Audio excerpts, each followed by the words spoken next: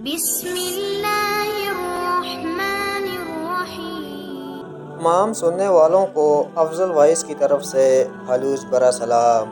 ناظرین، حضرت آدم علیہ السلام دنیا کے پہلے انسان بھی ہیں اور پیغمبر بھی۔ جب اللہ نے انسان کو دنیا میں بھیجنے کا ارادہ کیا تو اس سے قبل چند اقدامات کیے۔ ایک اقدام تو یہ تھا کہ تمام انسانوں کی ارواح کو شعور دے کر انہیں دنیا کی زندگی کی آزمائش کے بارے میں بتایا کہ انہیں اچھے اور برے کی تمیز کی آزمائش میں ڈالا جا رہا ہے، اور جو کامیاب ہوگا اس کا بدلہ جنت اور ناکاموں کا بدلہ جہنم ہے۔ سورہ احزاب کی ایک آیت کے مطابق انسان نے اس اسکیم کو سمجھ کر اسے قبول کرنے کا ارادہ کر لیا۔ اس کے بعد اللہ نے انسان کی تمام ارواح کو اپنے بارے میں باخبر کیا اور ان سے نہ صرف اپنے رب ہونے کا اقرار کروایا بلکہ اپنے تنہا الہ ہونے کا شعور بھی اس کی فطرت میں ودیت کر دیا۔ ناظرین اکرام، جب حضرت آدم علیہ السلام حابیل کی مصیبت میں بے قرار رہتے تھے، تب اللہ پاک نے حضرت جبرائیل علیہ السلام کو ان کی تسلی کے واسطے بھیجا۔ انہوں نے حضرت آدم علیہ السلام کو بحکم خدا بتایا کہ اللہ پاک انہیں ایک فرزند رشید عنایت کرے گا جس کی نسل سے پیغمبر پیدا ہوں گے۔ چنانچہ حابیل کے مرنے کے 5 سال بعد حضرت آدم علیہ السلام کے ہاں فرزند پیدا ہوا جس کا نام شیث رکھا۔ اس کا مطلب ہے اللہ کا دیا ہوا تحفہ۔ یہ نام رکھنے کی وجہ یہ ہے کہ حابیل کے قتل ہونے کے بعد اللہ پاک نے ان کو شیث عطا فرمایا۔ جب حضرت آدم علیہ السلام کی وفات کا وقت قریب آیا تو انہوں نے اپنے بیٹوں سے فرمایا، بیٹو، میرا جنت کے پھل کھانے کو جی چاہ رہا ہے۔ وہ تلاش کے لیے نکل کھڑے ہوئے۔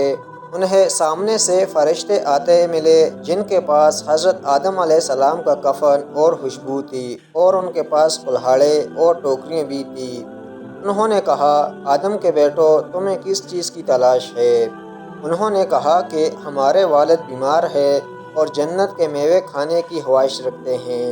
فرشتوں نے کہا کہ واپس چلے جاؤ، تمہارے والد فوت ہونے والے ہیں۔ اور جب فرشتے حضرت آدم علیہ السلام کی روح قبض کرنے آئے تو حوا علیہ السلام نے انہیں دیکھ کر پہچان لیا۔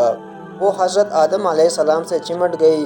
حضرت آدم علیہ السلام نے فرمایا، مجھ سے الگ ہو جاؤ، پہلے بھی مجھے تمہارے ذریعے سے ہی مصیبت پہنچی تھی، مجھے میرے رب کے فرشتوں کے ساتھ دینے دو۔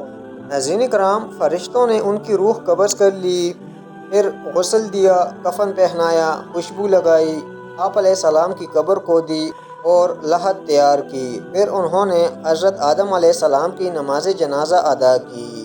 پھر انہیں قبر میں رکھ کر اوپر سے مٹی ڈال دی۔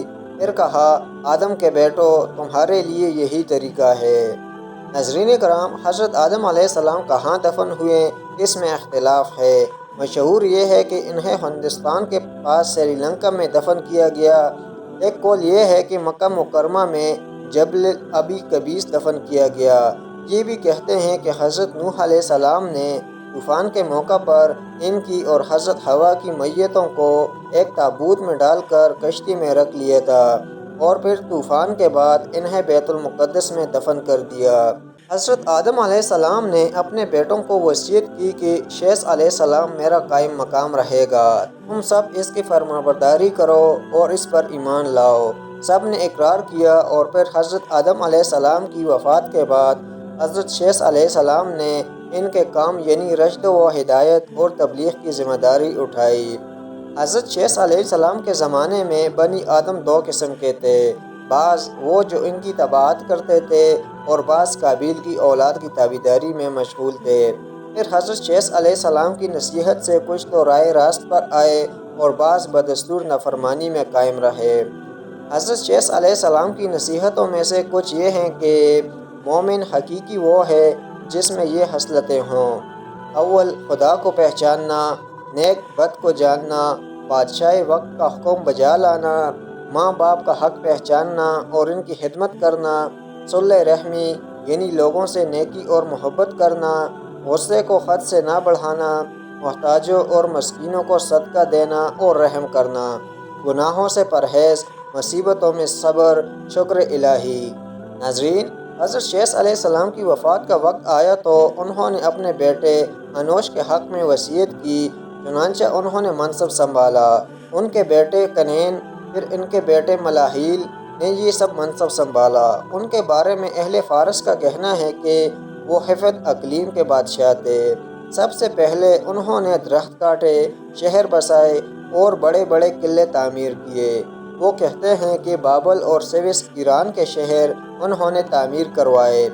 ان کی وفات پر ان کے بیٹے یرد نے ان کا منصب سنبھالا۔ انہوں نے اپنی وفات کے وقت اپنے بیٹے ہنوح کے حق میں وصیت کی۔ مشہور قول کے مطابق انہی کو ادریس علیہ السلام کہا جاتا ہے۔ بحوالہ قصص الانبیاء۔ ناظرین، اگر آپ کو ہماری ویڈیوز پسند آتی ہیں تو ہمارے چینل کو سبسکرائب کیجیے۔ شکریہ۔